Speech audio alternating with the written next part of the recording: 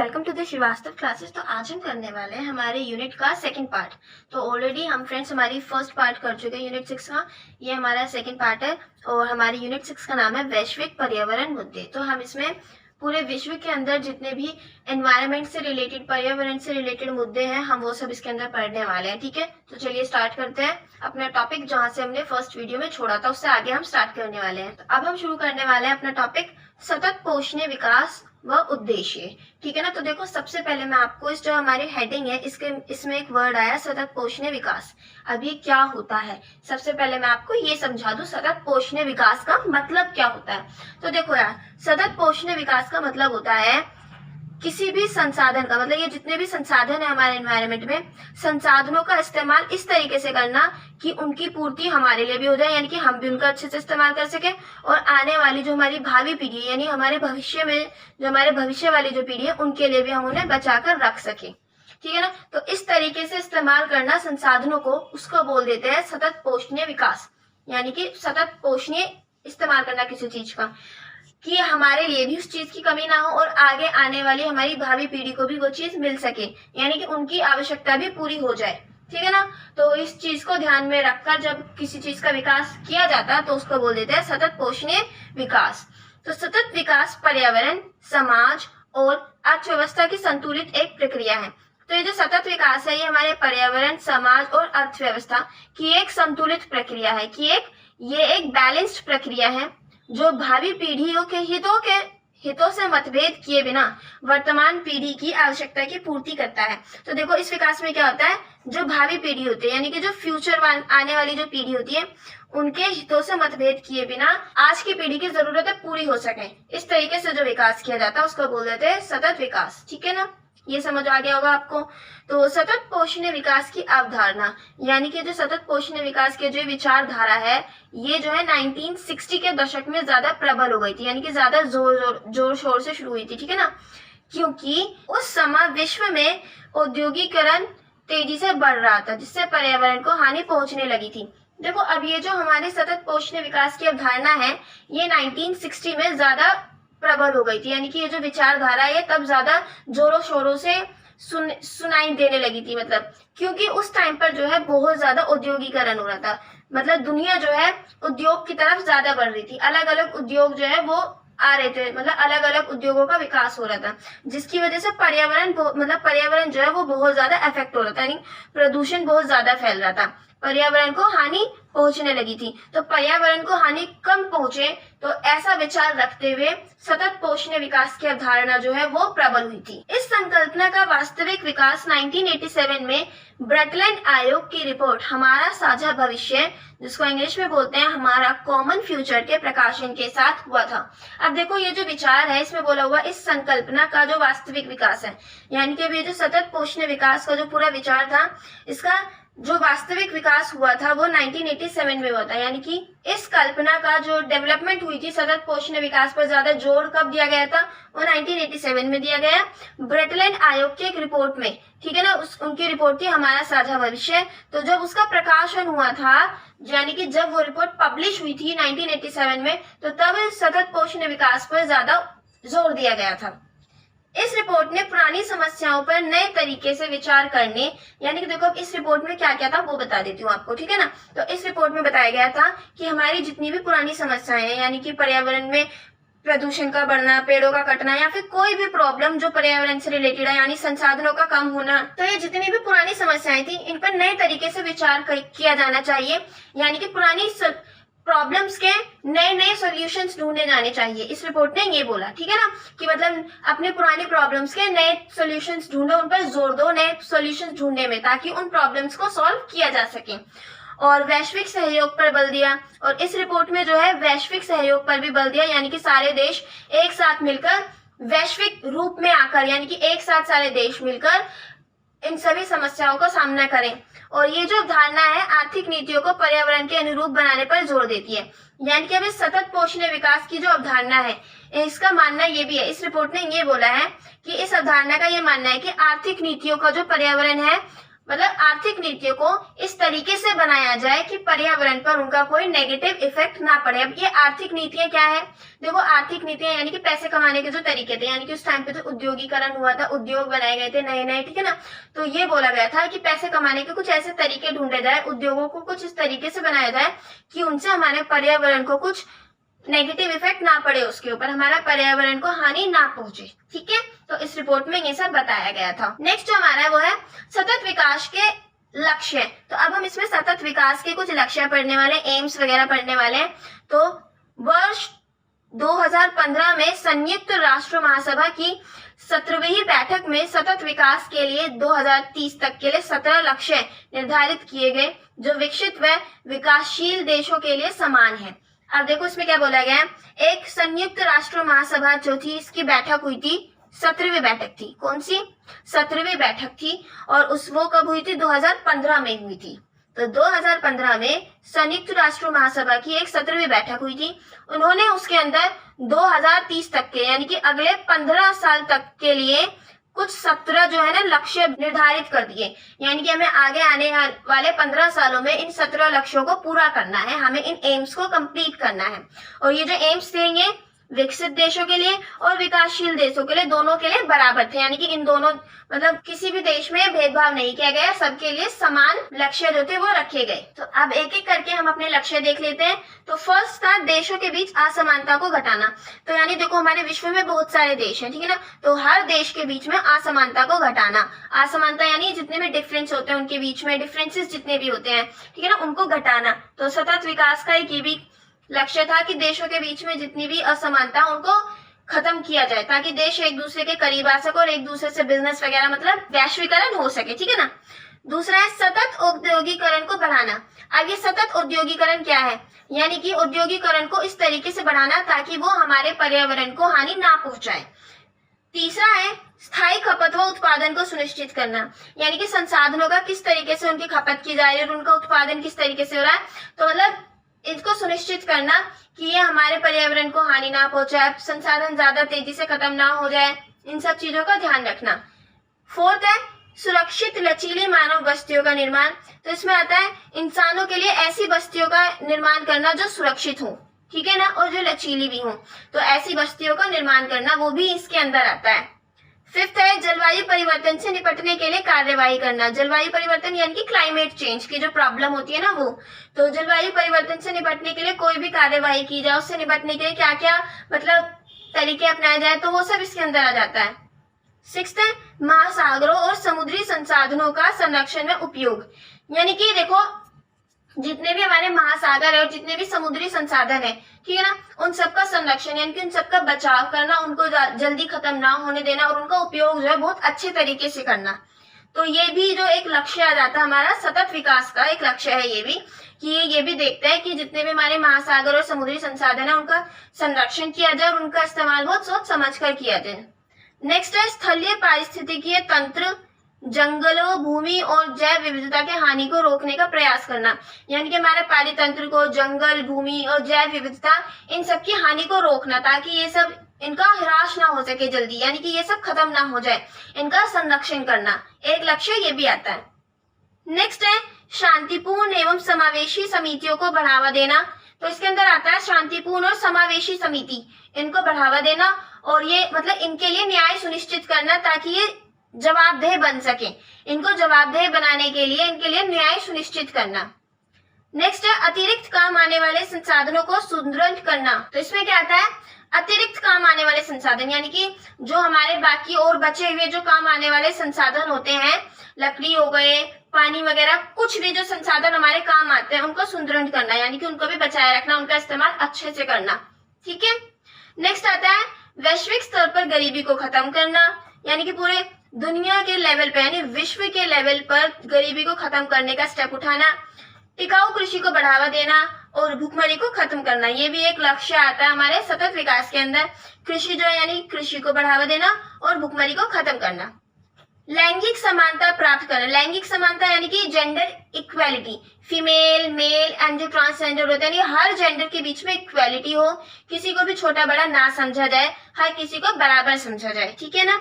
और महिलाओं को सशक्त बनाना। सशक्त यानी कि उनको बोलते हैं ना वुमेन एम्पावरमेंट, सुना होगा आपने विमेन एम्पावरमेंट, यानी कि महिलाओं को उनके पैरों पर खड़ा करना, तो उसी को बोल देते हैं महिलाओं को सशक्त बनाना। ठीक है, नेक्स्ट है स्वास्थ्य सुरक्षा तथा स्वस्थ जीवन को बढ़ावा देना। तो एक हेल्दी सेफ लाइफ को बढ़ावा देना ताकि इंसान जो है लंबा जी सके और अच्छे से अपना जीवन जी सके। नेक्स्ट, न्याय संगत गुणवत्ता शिक्षा सुनिश्चित करना और सबको अवसर प्रदान करना। न्याय संगत गुणवत्ता शिक्षा सुनिश्चित करना यानी कि हर किसी को शिक्षा प्राप्त करने का अधिकार हो, ऐसी शिक्षा प्रदान करना और सबके लिए एकदम बराबर यानी कि गुणवत्ता वाले मतलब बेस्ट क्वालिटी के शिक्षा प्रदान करना, एक ये भी लक्ष्य इसके अंदर है। ठीक है, नेक्स्ट पॉइंट है हमारा स्वच्छता व जल के सतत प्रबंध की उपलब्धता सुनिश्चित करना। सफाई और पानी के यानी कि अच्छे से उसका प्रबंध की उपलब्धता कराना कि कहीं भी पानी की कमी ना हो, या फिर जो सफाई है स्वच्छता हर जगह अच्छे से बनी रहे, तो ये भी मेंटेन करना, ये भी एक एम है सतत विकास का। 16 है टिकाऊ सस्ती विश्वसनीय आधुनिक ऊर्जा तक पहुंच सुनिश्चित करना, यानी कि एक ऐसी आधुनिक ऊर्जा डेवलप करना जो टिकाऊ भी हो, सस्ती भी हो और विश्वसनीय भी हो। नेक्स्ट हमारा आर्थिक विकास में रोजगार को बढ़ावा देना, यानी कि बस वही है यार, इस पॉइंट में बोला गया है रोजगार को बढ़ावा देना, यानी कि ज्यादा से ज्यादा रोजगार पैदा करना, रोजगार बढ़ाना। तो ये हमारे कुछ 17 पॉइंट्स थे, 17 ऐसे लक्ष्य थे जो सतत विकास लक्ष्य थे हमारे। ठीक है ना, तो मैंने आपको 17 लक्ष्य बता दिए हैं। नेक्स्ट जो हमारा टॉपिक है वो है भारत की भूमिका व योजनाएं। अब भारत की देखो, भारत ने क्या भूमिका निभाई और भारत ने ऐसी क्या क्या योजनाएं बनाई है तो हम पढ़ेंगे। तो भारत हमेशा से ही सतत विकास के लिए जागरूक रहा है, तो हमारा जो इंडिया है वो हमेशा से ही सतत विकास के लिए हमेशा से जागरूक रहा है, यानी कि भारत ने हमेशा से कोशिश की है कि संसाधनों का इस्तेमाल इस तरीके से किया जाए कि वो वर्तमान पीढ़ी के साथ साथ भावी पीढ़ी के लिए भी उनको बचा के रखा जा सके, और इन लक्ष्यों की पूर्ति का जिम्मा नीति आयोग को सौंपा गया। अब ये जो इससे पहले मैंने आपको ये 17 लक्ष्य बताए हैं, तो इनकी पूर्ति का यानी कि इन लक्ष्यों को अच्छे से पूरा किया जा रहा है या नहीं, तो इनकी पूर्ति का जो जिम्मा है वो नीति आयोग को सौंपा गया है। सतत विकास का बढ़ावा देने के लिए भारत वैश्विक समझौते में भाग लेने के साथ साथ सतत विकास संबंधी नीतियां भी जारी करता है। अब देखो, सतत विकास को बढ़ावा देने के लिए भारत जो है वो वैश्विक समझौते यानी कि विश्व लेवल पे, वैश्विक लेवल पे जितने भी समझौते होते हैं, जितनी भी मीटिंग्स होती हैं, उन सब में भी भाग लेता है, और उसके साथ साथ भारत सतत विकास से रिलेटेड नीतियां भी अपने देश में जारी करता है ताकि सतत विकास को पूरा किया जा सके, उसको हासिल किया जा सके। ठीक है, भारत निरंतर शिक्षा, स्वास्थ्य, सफाई, बेरोजगारी, पर्यावरण, महिला सशक्तिकरण, समावेशी विकास जैसे पक्षों पर ध्यान केंद्रित करता रहा है। अब देखो, हमारे जो इंडिया है वो लगातार एजुकेशन पर, हेल्थ पर, सफाई पर, बेरोजगारी पर, एनवायरनमेंट पर, विमेन एम्पावरमेंट पर और समावेशी विकास पर, इन सारे मुद्दों पर अपना ध्यान केंद्रित करता रहा है, यानी इंडिया इन सभी मुद्दों को अहम मानकर चलता है। वर्तमान समय में निम्नलिखित राष्ट्रीय अभियान चलाए जा रहे हैं जो सतत विकास की दृष्टि से बहुत महत्वपूर्ण है। अब देखो, आज के टाइम पे बहुत सारे राष्ट्रीय अभियान चलाए जा रहे हैं जो सतत विकास के लिए मतलब उसकी दृष्टि से बहुत ही ज्यादा इंपॉर्टेंट है सतत विकास को प्राप्त करने के लिए। आप देखते हो, फर्स्ट है जलवायु पर्यावरण संबंधी रणनीति ज्ञान के लिए राष्ट्रीय अभियान, यानी कि जलवायु परिवर्तन से रिलेटेड क्या क्या रणनीति बनाई जानी चाहिए, क्या क्या स्ट्रेटेजी फॉलो करनी चाहिए, तो इनके लिए भी एक राष्ट्रीय अभियान बनाए गए हैं। सेकंड है संपोषणीय कृषि के लिए, यानी कि अच्छे से जो कृषि है, कृषि अच्छे से की जा रही है नहीं की जा रही, इसमें ज्यादा फर्टिलाइजर्स यूज तो नहीं हो रहे, तो इन सब का ध्यान रखने के लिए भी राष्ट्रीय अभियान चलाए जा रहे हैं। थर्ड है हरित भारत, यानी कि हरा भारत, भारत में पेड़ पौधे यानी हरियाली बनाए रखने के लिए, ठीक है ना, जंगल ना काटे जाए, उन सब का ध्यान रखने के लिए भी राष्ट्रीय अभियान चलाए जा रहे हैं।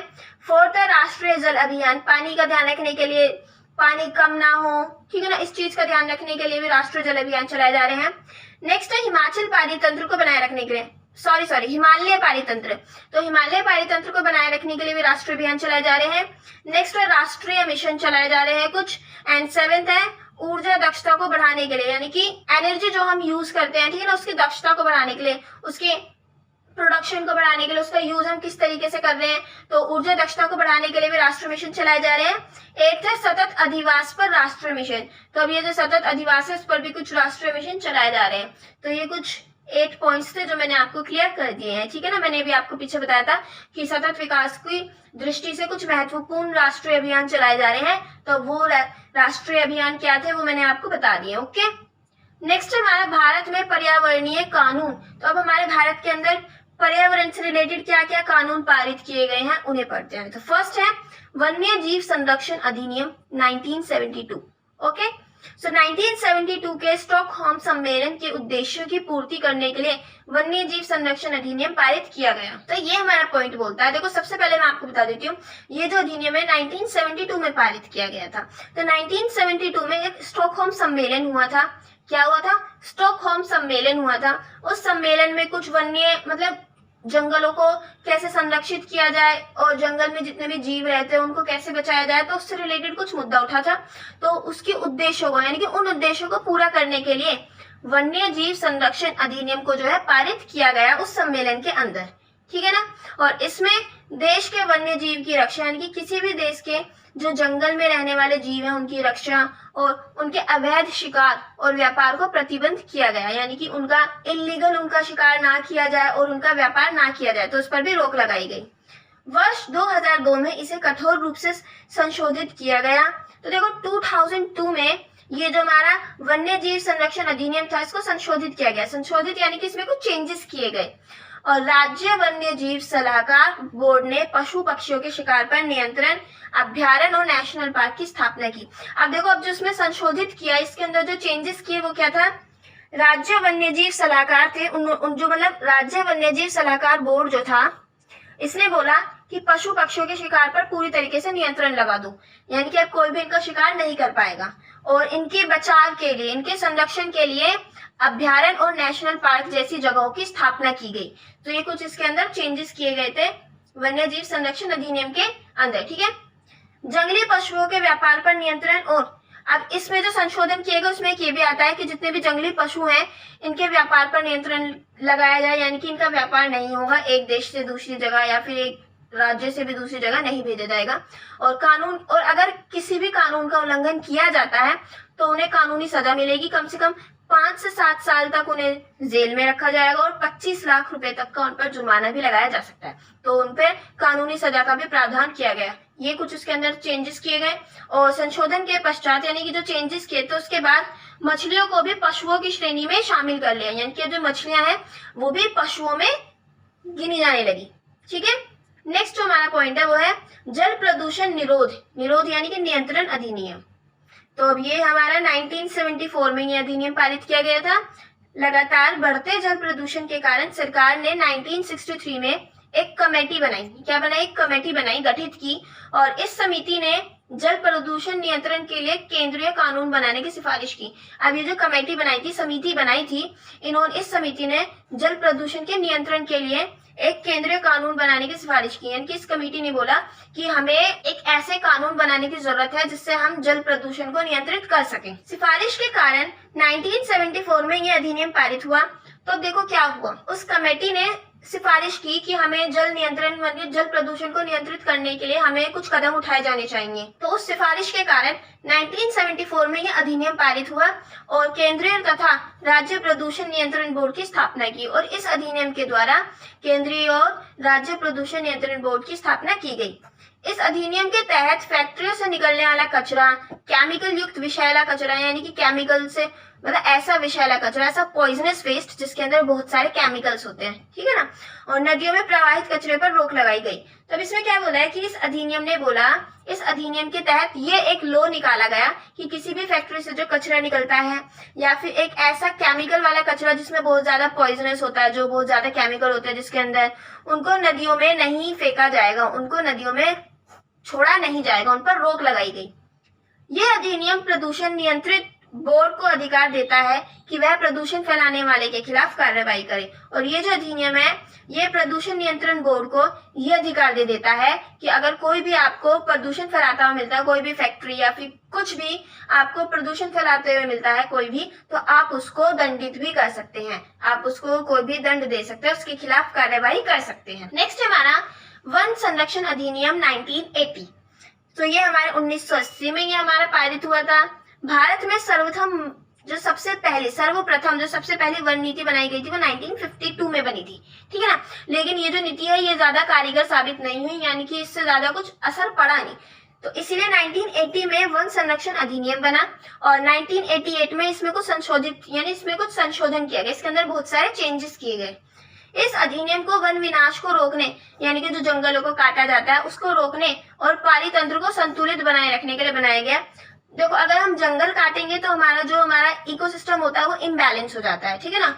तो इकोसिस्टम को बैलेंस बनाए रखने के लिए जंगलों को काटना बंद करना पड़ेगा। तो इस अधिनियम को इसीलिए बनाया गया कि हमारा इकोसिस्टम बैलेंस रहे। इस अधिनियम के तहत आरक्षित और संरक्षित वनों में अपराध के लिए दंड की व्यवस्था की गई। तो इस अधिनियम के तहत क्या हुआ, ऐसे जंगल के क्षेत्र जो आरक्षित है या फिर संरक्षित है, अगर इनमें कोई घुसपैठ करता है, जंगल पेड़ पौधे काटता है या फिर कुछ भी करता है तो उन लोगों को जो है दंड दिया जाएगा। तो इस अधिनियम में दंड की जो प्रावधान था वो भी दिया गया। नेक्स्ट हमारा वायु प्रदूषण नियंत्रण अधिनियम, और ये जो है हमारा 1989 में पारित हुआ था। ये अधिनियम बढ़ते औद्योगिकरण के कारण हो रहे वायु प्रदूषण तथा इसकी रोकथाम के लिए बनाया गया। अब ये जो अधिनियम था इसे क्यों बनाया गया, देखो यार उस टाइम पे बहुत ज्यादा औद्योगिकरण हो रहा था, यानी कि नए नए उद्योग बनाए जा रहे थे, नई नई फैक्ट्रियां लगाई जा रही थी, अलग अलग बिजनेस उस टाइम पे डेवलप हो रहे थे, ठीक है ना। तो जिसकी वजह से क्या हो रहा था, वायु प्रदूषण बहुत ज्यादा लेवल पर बढ़ता जा रहा था, जिसकी वजह से हमारा इकोतंत्र बोल रही हूँ सॉरी जिसकी वजह से हमारा इकोसिस्टम यानी कि पारितंत्र जो है इम्बैलेंस हो रहा था। तो उसको रोकने के लिए ये अधिनियम बनाया गया था। इस अधिनियम में मुख्यतः मोटर गाड़ियों व कारखानों से निकलने वाले धुएं एवं गंदगी के स्तर को नियंत्रित करना सम्मिलित है। अब इस अधिनियम में क्या आता है, हमारी व्हीकल्स वगैरह जितने भी होते हैं, मोटर गाड़ियां जो होती हैं और कारखाने जितने भी होते हैं, इन सब से निकलने वाला धुआं और गंदगी जो होती है उसको नियंत्रित करना इसके अंदर आता है। तो वो हम कैसे नियंत्रित करेंगे, तो हम नियंत्रित करेंगे कि हम जो है गाड़ियों में पेट्रोल डीजल वाली गाड़ियों की जगह हम सीएनजी कार्स यूज कर सकते हैं, और फैक्ट्री या फिर जितने भी कारखाने होते हैं वो अपने कूड़े कचरे को डायरेक्ट नदियों में फेंकने के अलावा या फिर डायरेक्ट उस गंदी हवा को हवा में छोड़ने के अलावा थोड़ा सा उसको साफ कर दे, यानी कि अपनी फैक्ट्री की चिमनी से जब वो गंदा धुआं निकलता है तो वहां पर एक ऐसा प्लांट लगाया जा सकता है छोटा सा, जिससे वो हवा साफ होकर बाहर आए। देखो वो फ्रेंड्स, देखो यार वो हवा बिल्कुल, वो जो गैस होती है वो एकदम ज्यादा साफ तो होती है, लेकिन हाँ इतनी तो साफ हो जाती है कि वो बाहर आकर ज्यादा नेगेटिव इफेक्ट ना डाले। तो ये कुछ ऐसे कदम उठाए जा सकते हैं। तो केंद्रीय प्रदूषण नियंत्रण बोर्ड को ही वायु प्रदूषण अधिनियम लागू करने का अधिकार दिया गया है। अब एक केंद्रीय प्रदूषण नियंत्रण बोर्ड है, इसी बोर्ड को वायु प्रदूषण अधिनियम को लागू करने का अधिकार दिया गया। अंडरस्टैंड। इस अधिनियम के अनुसार केंद्र व राज्य सरकार दोनों को वायु प्रदूषण से होने वाले प्रभावों का सामना करने के लिए विभिन्न शक्तियां प्रदान की गई हैं। तो अब इस अधिनियम में बोला गया है सेंट्रल हो या फिर हमारी जो ये राज्य सरकार होती है, यानी कि केंद्र सरकार हो या फिर राज्य सरकार हो, दोनों को ऐसी शक्तियां प्रदान की गई हैं, यानी कि दोनों को इतनी पावर्स दी गई हैं कि प्रदूषण से होने वाले जितने भी नेगेटिव इफेक्ट्स होते हैं वो उनका सामना कर सकें, यानी कि इनको रोकने के लिए कदम उठा सकें। ठीक है, तो शक्तियां जो प्रदान की गई है वो यही है कि इन दोनों को इतनी पावर दी गई है कि ये दोनों प्रदूषण को रोकने के लिए कोई भी कदम उठा सकती हैं ये सरकारें। समझ आ गया। नेक्स्ट है हमारा पर्यावरण संरक्षण अधिनियम 1986। तो ये अधिनियम भोपाल गैस त्रासदी के बाद 1986 में अनुच्छेद 253 के तहत ला गया। तो देखो हमारे संविधान में एक अनुच्छेद 253 है, जिसके तहत ये वाला जो हमारा अधिनियम है पर्यावरण संरक्षण अधिनियम लाया गया, और ये अधिनियम भोपाल गैस त्रासदी के बाद लाया गया था। इसके तहत केंद्र सरकार जो है वो पर्यावरण प्रदूषण को रोकने के लिए अलग अलग नियम और अधिनियम बना सकती है। तो इस अधिनियम में क्या आया कि केंद्र सरकार पर्यावरण प्रदूषण को रोकने के लिए कोई भी नियम या फिर अधिनियम बना सकती है, और अगर कोई उस नियम का उल्लंघन करता है तो उसको दंड भी दे सकती है। तो ये इस अधिनियम में बोला गया है कि केंद्र सरकार के पास इतनी पावर है कि वो कोई भी अधिनियम बना सकती है, और अगर नियम का कोई उल्लंघन करता है तो उसको दंड भी दे सकती है। क्लियर। नेक्स्ट पॉइंट है हमारा, इसका उद्देश्य पर्यावरण में सुधार व संरक्षण करना है। तो ये जो हमारा अधिनियम है इसका मुख्य उद्देश्य है पर्यावरण में सुधार करना और पर्यावरण का संरक्षण करना, और ये उन कारणों को रोकने का कार्य करता है जिससे पारिस्थितिकी तंत्र को नुकसान पहुंचता है, यानी कि ये उन सभी कॉजेस को, उन सभी कारण को रोकने की कोशिश करता है ये अधिनियम, जिनकी वजह से हमारा इकोसिस्टम यानी कि हमारा पारितंत्र देखो, इकोसिस्टम को फ्रेंड्स पारितंत्र भी बोलते हैं और इकोसिस्टम को ही हिंदी में पारिस्थितिकी तंत्र भी बोलते हैं। तो इसको अगर मैं यहाँ पे पारिस्थितिकी तंत्र बोल रही हूँ या फिर मैं पारितंत्र बोल रही हूँ तो बात एक ही है, ठीक है ना, आप कंफ्यूज मत होना बिल्कुल भी। तो ये उन कारणों को रोकता है जिसकी वजह से हमारे पारिस्थितिकी तंत्र को अगर कोई नुकसान पहुंचता है तो उन कारणों को रोकने का काम होता है इस अधिनियम का, ताकि हमारा जो पर्यावरण है, हमारा जो एनवायरमेंट है वो अच्छा साफ सुथरा बना रहे। नेक्स्ट है अनुसूचित जनजाति व अन्य परंपरागत वन निवासी अधिनियम 2006। तो ये केंद्र सरकार द्वारा उठाया गया एक महत्वपूर्ण कदम है जो देश के आदिवासियों को वनों पर स्वामित्व प्रदान करता है। तो इसमें क्या बोला गया है कि हमारे देश के जितने भी आदिवासी हैं उनको वनों पर उनका भी हक होगा, स्वामित्व होगा, उनका हक होगा, ठीक है ना। तो ये जो अधिनियम है ये आदिवासियों को हक प्रदान करता है। इस अधिनियम का जो मूल उद्देश्य है वो है वन में निवास करने वाली, यानी कि वो जातियां, वो अनुसूचित जनजातियां जो जंगलों में रहती हैं उनका, और वो वनवासी जो जंगलों में रहते हैं या फिर अन्य निवासी को अधिकार देना, जैव विविधता का संरक्षण करना और पारिस्थितिकी संतुलन बनाए रखना है। तो इस अधिनियम का मूल उद्देश्य है जो भी लोग जंगलों में रहते हैं उन्हें अधिकार देना, जैव विविधता को संरक्षण देना और संतुलन बनाए रखना हमारे एनवायरनमेंट का, ये इसका मूल उद्देश्य है। इस अधिनियम में विद्यालय, चिकित्सा, बिजली दुकान, पानी आदि जन सुविधाओं का भी प्रावधान है।